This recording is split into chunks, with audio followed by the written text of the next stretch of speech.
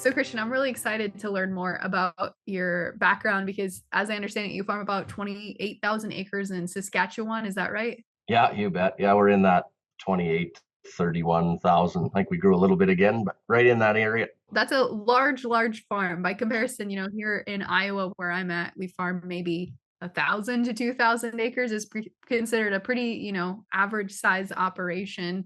Leading up to that, has your family been in the farming business all your life? And how did you grow to a farm that size, or has it always been that size? Yeah, no, when I was growing up, in I'd say the late 90s is when I was in high school, and we'd have been 2,500 acres and had two or 300 cows and 1,500 head in a feedlot. And then, so I graduated in 2000, kind of rented some land with dad while I was going to university. So I moved home in '04, and I think we'd have been in that, 3,500 to 4,000 range, somewhere around there. And then, which wasn't quite big enough for two families. So I actually did my CPA with one of the big accounting firms in Canada. I say I'm a recovering accountant now, so an entrepreneur with some accounting skills. So in '08, '09 is kind of when we decided to really start growing. So between '04 being 3,500 acres and 2023 being 30,000, that's the time frame. The last 10 years have really been our biggest growth. Kind of once we got our team and our processes a little more defined is when we started to grow a lot quicker. As to be honest though, it's just as opportunities come at us, we've never went looking for growth. We've just always had a door open to growth. So as opportunities come, we assess them, and the ones that work we take on, and the ones that don't we say no to.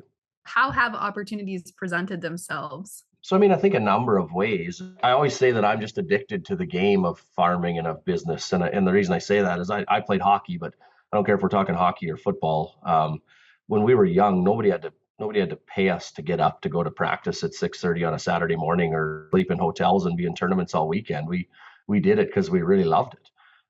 And I'm just lucky enough that that's kind of the way I feel about farm business and farming, and we just happen to make money at it too, which is even better, right? So I think if you do what you love and try to do a good job of it and surround yourself with really good people, then opportunities tend to follow that, because they're not just coming to you, they're coming to your team, and they're maybe coming to a neighbor who knows you better. And so as I said, we've always had our door open to growth. Our whole area knows that, if they're looking to rent or sell land, we're probably interested, especially if it's close to or touches something we farm.